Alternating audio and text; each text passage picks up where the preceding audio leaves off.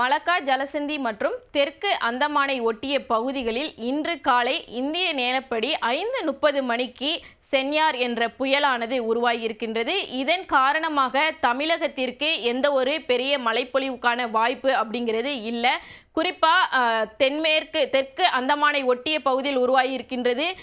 நம்மால் இந்த பகுதியில் பார்க்க முடிகிறது. இந்த மலக்கா ஜலசந்தி அப்படிங்கிறது மலேசியா மற்றும் இந்தோனேசியா ஆகிய பகுதிகளுக்கு, நிக்கோபார் தீவுகளுக்கு அருகில் தான் வந்துட்டு இந்த புயல் தற்போது உருவாகி இருக்கின்றது. இதன் காரணமாக தமிழகத்திற்கு பாதிப்பு அப்படிங்கிறது, தமிழகத்திற்கோ புதுவை காரைக்கால் பகுதிகளுக்கோ எந்த ஒரு மழைப்பொழிவிற்கான வாய்ப்பு அப்படிங்கிறது இல்லை.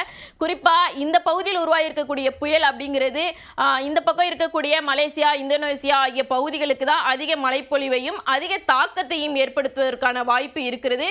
அப்படி இருந்தாலுமே இந்த புயலினுடைய வீரியம் அப்படிங்கிறது பெரிய அளவில் இல்லை. குறிப்பாக மேற்கு தென்மேற்கு நகர்ந்து அடுத்த 24 மணி நேரத்தில் படிப்படியாக பலவீனம் அடையும் அப்படின்னு தெரிவித்திருக்காங்க. புயலா உருவாகி இருந்தாலுமே இது பெரிய அளவில் வீரியம் இல்லை அப்படிங்கிறத இந்திய வானிலை ஆய்வு மையம் தெளிவுபடுத்தி இருக்கின்றது. அதே போன்று தமிழகத்திற்கு தற்போது மழைப்பொழிவுக்கான காரணம் அடுத்து வரக்கூடிய ஓரிரு தினங்களுக்கு அதிகனமழைக்கான எச்சரிக்கை அப்படிங்கிறது விடுக்கப்பட்டிருக்கின்றது. இதற்கான காரணம் அப்படிங்கிறது குமரிக்கடல் மற்றும் இலங்கையை ஒட்டிய பகுதியில் ஒரு காற்றழுத்த தாழ்வு பகுதி உருவாகியிருக்கின்றது. குறிப்பாக இந்த பகுதியில் அந்த காற்றழுத்த தாழ்வு பகுதி அப்படிங்கிறது இருக்கிறது. இது அடுத்த 24 மணி நேரத்தில் வடக்கு வடமேற்கு நோக்கிய தமிழக வடகடலோர மாவட்டங்களாக இருக்கக்கூடிய சென்னை, திருவள்ளூர், காஞ்சிபுரம் உள்ளிட்ட மாவட்டங்களை நோக்கி நகருவதற்கான சாத்தியக்கூறுகள் இருப்பதாக வானிலை படிவங்கள் தெரிவிக்கின்றன. இதன் காரணமாக தமிழகத்தில் அடுத்து வரக்கூடிய ஓரிரு தினங்களுக்கு கனமழை, அதிகனமழைக்கான எச்சரிக்கை என்பது கொடுக்கப்பட்டிருக்கின்றது. குறிப்பாக 29ஆம் தேதியை பொறுத்தவரையில் நம்மளால் பார்க்க முடிகிறது, அந்த பகுதி முழுவதுமே அதிக மழைப்பொழிவை தருவதற்கான சிவப்பு நிற எச்சரிக்கைகள் அப்படிங்கிறது கொடுக்கப்பட்டிருக்கின்றது. இந்த பகுதியில் அதிகமாக சிவப்பு அப்படின்னு இருக்கிற இடங்களில் மழைப்பொழிவை தருவதற்கான சாத்தியக்கூறுகள் அந்த பகுதியில் இருப்பதை நம்மால் பார்க்க முடிகிறது. அதிகனமழை பெய்வதற்கான வாய்ப்புகள், மழையை தரக்கூடிய மேக கூட்டங்கள் இந்த ஒரு இடத்துல குவிவதை நம்மால் பார்க்க முடிகிறது. தொடர்ச்சியாக இதன் காரணமாக வடகடலோர மாவட்டங்களுக்கு அடுத்து வரக்கூடிய ஓரிரு தினங்களுக்கு அதிகனமழைக்கான எச்சரிக்கை என்பது கொடுக்கப்பட்டிருக்கின்றது. 29ஆம் தேதி இந்த பகுதியில் இப்படிதான் இருக்கும். ஏன்னா அடுத்த 24 மணி நேரத்தில் வடக்கு வடமேற்கு நோக்கி நகர்ந்து மேலும் தீவிரமடையும். அதாவது தற்போது இருக்கக்கூடிய ஆழ்ந்த காற்றழுத்த தாழ்வு பகுதி அப்படிங்கிறது காற்றழுத்த தாழ்வு மண்டலமாக வலுப்பெறும் அப்படின்னு வானிலை ஆய்வு மையம் தெரிவித்திருக்காங்க. அந்த காற்றழுத்த தாழ்வு மண்டலமாக வலுப்பெறும் போது டெல்டா மாவட்டங்கள் மற்றும் வடகடலோர மாவட்டங்களுக்கும் புதுவை காரைக்கால் பகுதிகளுக்குமே மழைப்பொழிவு அதிகமாக தருவதற்கான வாய்ப்புகள் இருக்கிறது. குறிப்பாக இந்த பகுதிகளில் ஓரிரு மாவட்டங்களில் மட்டும் அதிகனமழைக்கான வாய்ப்பு அப்படிங்கிறது அதிகம் இருக்கின்றது. தற்போது இருக்கக்கூடிய இந்த வானிலை படிவங்களில் பொறுத்தவரையும் 29ஆம் தேதி ஓரிரு மாவட்டங்களுக்கு அதிகனமழைக்கான எச்சரிக்கை என்பது கொடுக்கப்பட்டிருக்கின்றது. செங்கல்பட்டு, விழுப்புரம், அதே போன்று கடலூர், மயிலாடுதுறை, திருவாரூர், நாகப்பட்டினம் ஆகிய 6 மாவட்டங்கள் மற்றும் புதுவை பகுதிகளிலும் காரைக்கால் பகுதிகளிலும் அதிகனமழை, அதாவது 20 சென்டிமீட்டருக்கு மேல் இந்த பகுதிகளில் மழைப்பொழிவு அப்படிங்கிறது இருக்கும். 20 சென்டிமீட்டர் அப்படிங்கிறது 20க்கு மேல் எத்தனை சென்டிமீட்டர் வேணாலும் இந்த பகுதிகளில் இருப்பதற்கான வாய்ப்புகள் இருக்கின்றது. பல்வேறு இடங்களில் மழைநீர் தேங்குவதற்கான வாய்ப்புகளும், அதாவது வீடுகளாக இருந்தாலும் தெருக்களாக இருந்தாலும் அனைத்து இடங்கள்லையுமே மழைநீர் தேங்குவதற்கான ஒரு சாத்தியக்கூறுகள் அந்த அளவிற்கு இந்த மாவட்டங்களில் மழைப்பொழிவு அப்படிங்கிறது 29ஆம் தேதி இருக்கும் அப்படிங்கிறத வானிலை ஆய்வு மையம் தற்போது தெரிவித்திருக்கின்றது. அதே போன்று திருவள்ளூர், சென்னை, ராணிப்பேட்டை, திருவண்ணாமலை, கள்ளக்குறிச்சி, அரியலூர் மற்றும் திருவாரூர், புதுக்கோட்டை ஆகிய பகுதிகளில் அடுத்த 29ஆம் தேதியை பொறுத்தவரை மிக கனமழைக்கான எச்சரிக்கை என்பது கொடுக்கப்பட்டிருக்கின்றது. அதாவது 11 சென்டிமீட்டரிலிருந்து 20 சென்டிமீட்டர் வரை இந்த மாவட்டங்களில் மழைப்பொழிவு அப்படிங்கிறது இருக்கும். குறிப்பாக 29 மட்டுமின்றி 30ஆம் தேதியும் திருவள்ளூரை பொறுத்தவரையில் அதிகமாக மழைப்பொழிவுக்கு இருப்பதற்கான வாய்ப்புகள் அப்படிங்கிறது இருக்குது.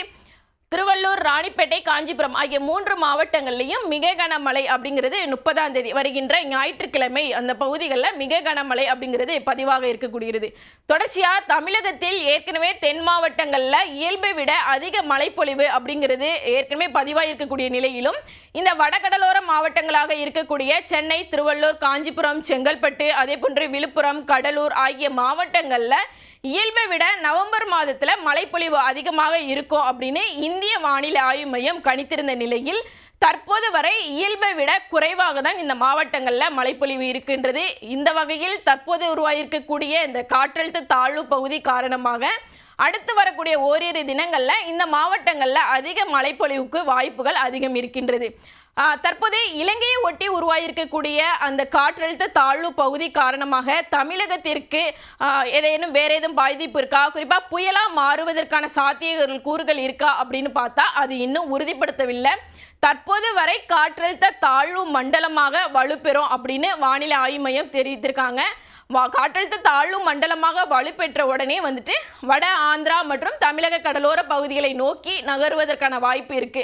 ஸோ அந்த நகரக்கூடிய திசை தற்போது உறுதி செய்யப்பட்டிருக்கிறதின் காரணமாக தமிழகத்தில் இந்த வடகடலோர மாவட்டங்கள் மற்றும் டெல்டா மாவட்டங்களுக்கு ஓரிரு இடங்களில் அதிக கனமழை எச்சரிக்கை அப்படிங்கிறது கொடுக்கப்பட்டிருக்கிறது. அது அடுத்த 48 மணி நேரம் அப்படிங்கிறதுனால 29ஆம் தேதி இந்த மாவட்டங்களுக்கு அதிக கனமழை எச்சரிக்கை என்பது கொடுக்கப்பட்டிருக்கின்றது. மற்ற மாவட்டங்களில் தென் மாவட்டங்களை பொறுத்தவரையில் மழைப்பொழிவு அப்படிங்கிறது தற்போது குறைய தொடங்கியிருக்கும். இன்றைய தினம் கன்னியாகுமரி, திருநெல்வேலி, தூத்துக்குடி, ராமநாதபுரம் ஆகிய 4 மாவட்டங்களில் கனமழைக்கான மஞ்சள் நிற எச்சரிக்கை என்பது விடுக்கப்பட்டிருக்கின்றது. இந்த மாவட்டங்களில் கடந்த 2 தினங்களுக்கு முன்பு அதிக கனமழை வரை இந்த மாவட்டங்களில் பதிவான நிலையில் தற்போது கனமழை என்பது தொடரும் எனவும் அடுத்த 29, 30 தேதிகளில் இந்த மாவட்டங்கள் மற்றும் மேற்கு தொடர்ச்சி மலை மாவட்டங்களாக இருக்கக்கூடிய நீலகிரி, கோயம்புத்தூர், அதிலே உள் மாவட்டங்களாக இருக்கக்கூடிய ஈரோடு, திருப்பூர், திண்டுக்கல் ஆகிய மாவட்டங்களில் மிதமான மழை தொடரும் எனவும் வானிலை ஆய்வு மையம் கணித்திருக்காங்க. அது மட்டுமின்றி மற்ற மாவட்டங்களை பொறுத்தவரையில் சென்னைக்கு அதிக கனமழை எச்சரிக்கை அந்த 2 நாட்கள் மட்டும் கொடுத்திருந்தாலுமே 27ஆம் தேதியை பொறுத்தவரை மற்ற மாவட்டங்களில் மிதமான மழை தொடரும் அப்படிங்கிறதையும் தெரிவுபடுத்தியிருக்காங்க. தஞ்சாவூர், திருவாரூர், புதுக்கோட்டை, நாகப்பட்டினம், ராமநாதபுரம் ஆகிய 5 மாவட்டங்களில் நாளைய தினம் கனமழைக்கான வாய்ப்பு அப்படிங்கிறது இருக்குது. தொடர்ச்சியாக நாளை கனமழை எச்சரிக்கை கொடுக்கப்பட்டிருந்தாலும் மற்ற மாவட்டங்களில் அதிகமாகவே இருக்கும். குறிப்பாக இந்த வடகடலோர மாவட்டங்கள் தான் நம்ம 29, 30ஆம் தேதி ரொம்ப எதிர்பார்க்கக்கூடிய ஒரு மழைப்பொழிவு அப்படிங்கிறது அந்த 2 நாட்களுமே இருக்கும். அதிக கனமழை அப்படிங்கிறது 29ஆம் தேதி கொடுக்கப்பட்டிருக்கக்கூடிய நிலையில் புயலாக வலுப்பெறும் என வானிலை ஆய்வு மையம் தெரிவித்தால் அது அதற்கு அடுத்த 2 நாட்கள் கூட அதிக கனமழைக்கான எச்சரிக்கை அப்படிங்கிறது இந்த மாவட்டங்களில் தொடருவதற்கான சாத்தியக்கூறுகள் இருக்குது. ஏற்கனவே நவம்பர் மாதத்தில் இந்த மாவட்டங்களில் மழைப்பொழிவு குறைவாக இருப்பதின் காரணமாகவும் தற்போது வரக்கூடிய மழைப்பொழிவு அப்படிங்கிறது அதிகப்படியாக இருப்பதற்கான சாத்தியக்கூறுகள் அந்த வானிலை படிவங்களில் காட்டப்படுகிறது.